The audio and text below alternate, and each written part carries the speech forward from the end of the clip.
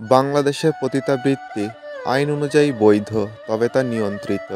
পতিতা হিসেবে কাজ করতে হলে তাকে অবশ্যই নিবন্ধন করতে হবে এবং আদালতে উপস্থিত হয়ে একটি হলফনামা জমা দিতে হবে এই মর্মে যে তারা তাদের নিজস্ব পছন্দ ও জোর জবরদস্তি ছাড়াই পতিতাবৃত্তিকে পেশা হিসেবে বেছে নিয়েছে এবং তারা অন্য কোনো পেশা খুঁজে পেতে অসমর্থ।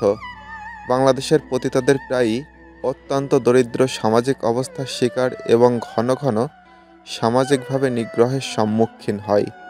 এসব পল্লীতে সরকার অনুমোদিত লাইসেন্সধারী পতিতা রয়েছে। এই লাইসেন্সধারী পতিতাদের একটি বড় অংশ হচ্ছে 18 বছরের নিচে। এরা নোটারি পাবলিকের মাধ্যমে লাইসেন্স নিয়ে কাজ করছে। এই তো গেল বাংলাদেশের বৈধ পতিতালয়ের সংখ্যা। এগুলি ছাড়াও বিভিন্ন জেলায় অবৈধভাবে অনেকে পতিতাবৃত্তি করে থাকে।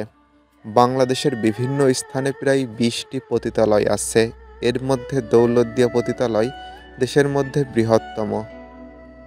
এটি পৃথিবীর বড় কয়েকটি পতিতালয়ের মধ্যে একটি। সরকার অনুমোদিত বাংলাদেশে 14 থেকে 18টি পতিতালয় আছে।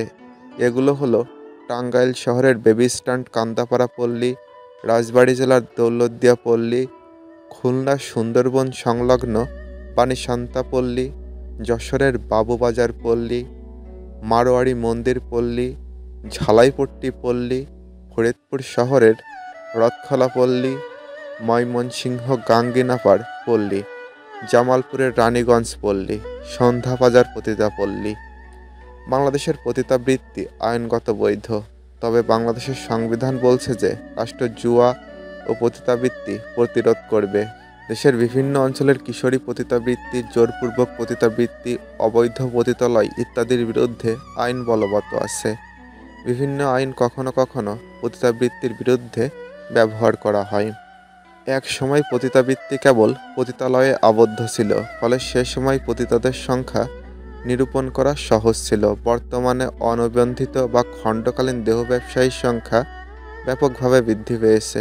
বিধায় কেবল পতিতালয়ে জরিপ চালিয়ে নিরূপণ করা সম্ভব নয় কত সংখ্যক নারী দেহ ব্যবসায় জড়িত। স্থানীয় কিছু এনজিওর হিসাব মতে 2008 সালে এই সংখ্যা ছিল 1 লাখ। 2024 সালে এই সংখ্যা দাঁড়ায় 5 লাখের অধিক।